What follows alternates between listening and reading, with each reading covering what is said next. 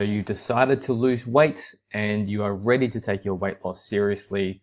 What does that look like? I'm going to show you how to set up the initial phase of your diet. So this is exactly what I do with my one-to-one clients. I'm not hiding anything here. I'm literally giving you the full plan. And this is exactly how I would typically do it with someone like Claudia. So this is my current client. We still have a little bit more fat to lose. We're just trying to get to that little bit of last abs lean left. But this is just a bit of proof to show you that the system works, the program works, and when you stick to the program, you'll get fantastic results. So if you're currently obese, overweight, and we're just looking to get you initially down to healthy, how does that look and how do we set up your calories initially to get that going? So this is where you're typically going to be starting from. So this very first photo, so for Claudia, for example, she was 74.4 kilos or 164 pounds, depending on where you're from. All right, and this is her front photo. This is where she currently is. She's almost at abs lean currently. But first we need to get an initial idea of your current body fat percentage. So depending on where you're starting from, this is two different charts, obviously, whether or not you're male or female. So over here on the left-hand side, you've got the male. Most people are probably going to be about 20% or higher. Arguably, most people who I train initially are going to start from about 25%, even all the way up to 40, 50%. So I train some clients who are very heavy and they need to lose a lot of weight. Now, with women, again, very similar situation. 25 is probably about the 20% equivalent for a male. And then as you start to get more and more overweight, you start to get into unhealthier ranges. So 30, 35, 40, 45%. So this doesn't need to be 100% accurate. You just need to look at these photos, and you can use online calculators, or if you go to your gym and they have like an in-body scan, you can get a DEXA scan. You just need to get a starting estimated body fat percentage, okay? Now, based on that, our first goal, and this is what we're just talking about today, is we just want to get you down to healthy. What does healthy mean? All right, so we want to get your waist down to essentially half of your height if you're a male in terms of the circumference. And if you're a female, we use the small waist, which is the small part of the waist here. So for example, on this woman here, it's just underneath the bra. We want that to be 47% of your height. That's how we know we've officially gotten you down to the healthy body fat range. Now, how big should your deficit be? How aggressive should you go based on how much body fat you're carrying? All right. So a lot of people are scared to go low calories, and there is a right time and place for it. It just depends on where you're starting from and your personal preference. So if I'm working with someone and they are overweight, they have a lot of weight to lose, so they're basically overweight or obese, we're pretty much going to put you on very close to a 30% deficit. Yes, you could, minus 500 calories from that maintenance calories, but 30% calorie deficit is a really good starting point for a lot of people. Yes, it's going to be lower calories than probably what most people would like to go on, but you've been living the good life, right? You're all the way up here. You're all the way up here.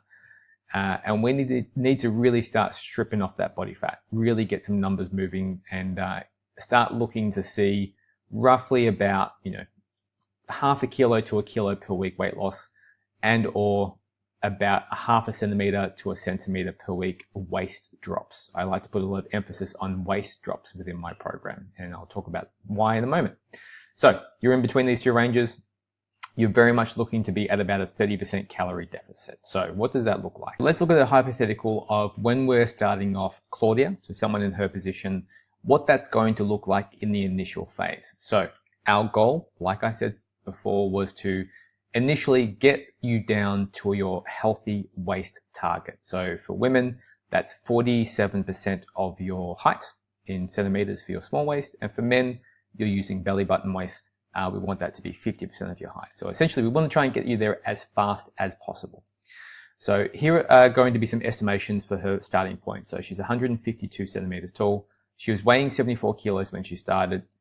She's estimated to be about 40% body fat at the very start of the program. Now, based on her weight and her body fat percentage, her estimated lean mass, so how many kilograms of Everything except fat, basically muscle, bone, etc., lean body mass, is about 44 kilos on her frame. Now that really won't change too much. That's going to stay pretty consistent unless you go through like a bulking phase. So based on all of these details, her estimated resting metabolic rate is 1,329 calories. So just to lay in bed, do nothing at all, that's pretty much how much she's going to burn on a daily basis, okay? Now, if you're in a similar situation to this, there's 2 activity modifiers I would recommend that you use. So you're going to take your resting metabolic rate and you're going to times that between 1.35 or 1.55. Now, I always like to encourage, wherever possible, you should be in the gym weight training 3 days per week. All right, 3 days per week is really going to give you, it's the sweet spot. Claudia, for example, she only does 2 days of weight training, but she's militant accurate with her steps every day. She gets 10,000 steps. So there's 2 things I want you to achieve. 3 days of weight training every single day. Every single week. Now, if you're getting your 3 days of weight training, I also want you to aim for 10,000 steps every single day. Now, when you're in the gym weight training, ideally you're going to be doing, if it's 3 days, full body sessions every single session. On average, you're probably looking at about 3 sets per body part. So I won't go too much into detail today in terms of what you should be doing, what your training looks like. That's an entire video by itself. But if you're only doing weight training and just going about your normal daily life, just going to work, picking up the kids, just, living life like normal, I would use the 1.35 activity modifier. But again, I also want you to be a lean, healthy, active person. So I encourage you to go for 10,000 steps a day and at least 3 days weight training per week. All right, so we're going to select this. So as an estimation, if she's doing this, her total daily energy expenditure is 2,060 calories, give or take. It might be slightly higher, it may be slightly lower than this. All right, so if this is you, your deficit, this is going to just start you off. A 30% deficit, going back to our previous post, is exactly where you want to be starting. So 1,442 calories is going to be her recommended ceiling calories. Basically, we don't want to be any higher than this during our dieting days. Now, we need to set up some basic numbers for your macros. So your protein, or her minimum protein is going to be 107 grams of protein per day. All right, so if you're this person, we're going to be basing this off your lean body mass. So lean body mass, you're going to times that by 2.4. That's going to give you a protein target that you'll never need to change, all right, unless you gain a significant amount of muscle. So 107 grams is the minimum. Should you eat more than that, cool, no stress at all. But this is the minimum recommended for basically life, as long as you're weight training. Fats is going to fall about 25% of your total daily calories. So for this person, we're looking at 40 grams of fat per day. And then for carbohydrates, you just fill in the rest of your calories with carbohydrates. All right, so this is totaling 1,442 calories per day. Now, you do have the optional refeed day. Now, these you don't have to take. If you're not hungry, you don't need to force feed them and put them into your diet. But more specifically, if you are weight training and you care about your performance in the gym, I do give clients the option to include 1 day per week where we bring calories up a little bit. All right. This is usually done either on a Thursday, Friday, or a Saturday. Typically, this is going to be a bit closer to a weekend where you're a little bit more social. The caveats with the refeed is you need to be weight training. If you're not weight training, you essentially haven't earned the right to have that refeed day. There's no reason that your muscles are going to be depleted of glycogen. You don't need it, all right? You can just go straight through on the 1,442 calories every day and just see it out until you hit your healthy waist target, which is this or this for a male or female. If you are weight training and you find that you do get hungry from time to time, which is normal in the diet, you get to go up to 1,850 calories 1 day per week. So this isn't exactly maintenance calories. This is just going to be a tad below maintenance. So maybe 10% below maintenance, maybe even 5% below maintenance is okay.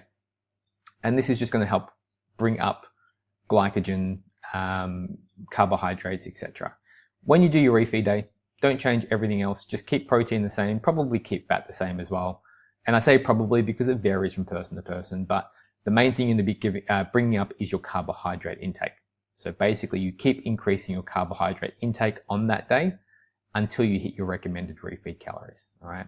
But like I said, the caveat is you need to be putting in the hard work with your resistance training, ideally 3 days a week for you to really earn that refeed day. Otherwise, it's more or less just pointless, all right? It's not going to be contributing to any performance. Now, you would rinse and repeat this provided you're getting weekly results. 10,000 steps a day, 3 days of weight training. The expected weight loss results on this should be anywhere from about 0.5 to 1% of your body weight loss per week. All right. So for this person, if you're 74 kilos, you should be losing roughly in the range of about maybe 300-400 grams up to maybe 600-700, maybe 800 grams per week. All right. The alternative I like to that, I like compared to just tracking your scale weight, is centimeters dropped. Most weeks with my clients in my program, we usually achieve somewhere between a 0.5 centimeter to a centimeter drop on your small waist as a woman or your belly button waist as a man. Now, men are really easy. If the waist goes down, either the small waist or the belly button waist, high five, continue, keep going as you are. We don't change anything. Now, with women, it can vary a little bit, just because women store body fat differently compared to men. It's much more varied. So some women can have a really, really narrow small waist and they just store all their fat around their hips and thighs. Some women have larger chests, some women don't. Some women are built very similar to men and they store all of their fat around the midsection, and they have better legs than I do, and their legs are more toned than mine, right? Quote unquote toned. So where you store body fat and where you're measuring makes a big difference, but ultimately we care about the small waist. So eventually the small waist is going to get down to where we need it to be. If you're dropping off your waist every week, do not change anything. Keep going as you are. You should be able to basically rinse and repeat this until you get all the way down to this healthy waist target. And this is essentially your first goal. This is my first goal with every single client. My job is to get you healthy. Now, yes, aesthetics goes along with being slightly healthier as well, but we want to get you out of risk of the nasty stuff. We're taking you from overweight, obese, just down to healthy. All right. And this is the first step of the coaching program, how I work with clients and how I recommend you should do it. So try not to focus solely on the scale. Yes, if you need to lose 10, 20, 30 kilos, what's that, 60 pounds, whatever it is, eventually the scale weight's going to go down. All right. But emphasize the measurement drops around the waist. I would recommend when you do this and you're tracking your progress, you want to weigh yourself every single day. Take an average over the week across 7 days.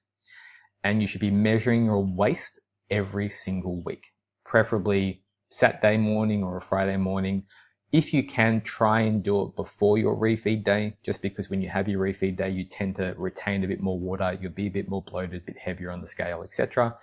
So you'd always, my recommendation anyway, the way I work with clients, if you're going to have a refeed day, generally do it after your measurement and, weigh-in day, just because it's going to bloat you out a tiny bit. Now, yes, over the long term, it's all going to be a wash, but in the short term, mentally speaking, it can affect your results if you don't see the scale going down every single week and or measurements every single time you do your measurements. So this is how we would initially set it up. Now, how do you handle plateaus and weight loss stalls? Very simply, you need to be honest with yourself. Are you tracking accurately? Meaning weigh, track, and measure all of your food with a kitchen scale. Are you logging it into your MyFitnessPal app or Macros First app? That's the app I recommend with my clients. And are you doing it consistently every single day? All right. Now, if you're doing it consistently every single day and you're following this and you've stuck to your calories and you've had your refeed days and your refeed days are accurate. Now, a refeed day, by the way, isn't a cheat day. It doesn't allow you to eat whatever you want. It's the same foods, just more of them, still healthy foods. Are you sticking to the plan? Are you doing your training? Are you getting your 10,000 steps? Now, for men, it's pretty simple. If we don't get any results for 2 weeks, we reduce calories by 100, right? Easy. Men don't have to worry about many of the menstrual cycle issues that women have. With a woman, you have to worry about periods, all right? Which is, you just get the shitty end of the stick. It's just how it is. So except for the premenstrual week. So for example, leading into your period and the first few days of your period, you can find that scale weight's going to bloat up. Your measurements might go up a little bit higher as well. You may stall in weight that week. All right. So don't count that week as a stalled week. All right. Just count that as a wash. Stick to your calories. Just keep going as you are. On every other week, if you're not making progress and it's been at least 2 weeks and it's not your pre and or period couple of weeks, like that day to week period, it would be then time to reduce calories.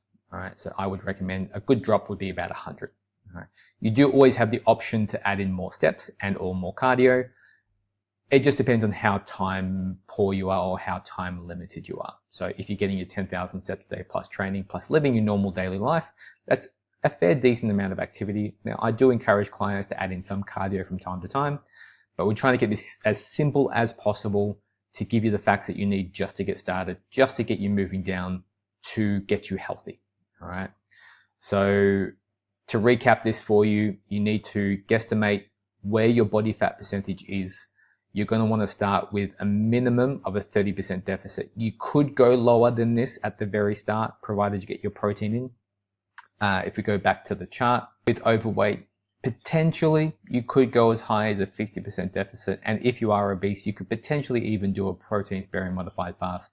But again, we want to make this a bit more sustainable. All right. So give you a clear action plan in terms of where you should start. Guaranteed you're going to start seeing some results on the scale and measurements.